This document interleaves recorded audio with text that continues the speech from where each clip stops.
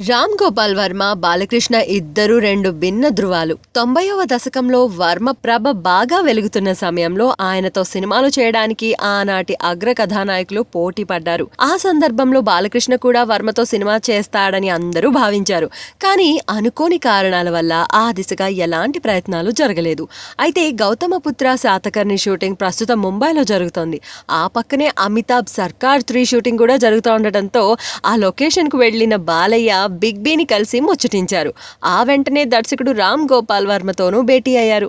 ఇప్పుడు ఈ వార్త ఫిలిం నగర్ లో హాట్ టాపిక్ గా మారింది. ఎందుకంటే వర్మ దర్శకత్వంలో బాలకృష్ణ నటించనున్నాడని, ఆ సినిమాలో బిగ్ బీ కూడా కీలక పాత్ర పోషిస్తున్నారని, అందుకే ఈ భేటీ జరిగింది అని సినీ జనాలు చెవులు కొరుకుంటున్నారు. మరి సంచలనాలకు మారుపేరైన వర్మ ఈ మీటింగ్ సారాంశాన్ని బ్రేక్ చేస్తాడేమో చూడాలి.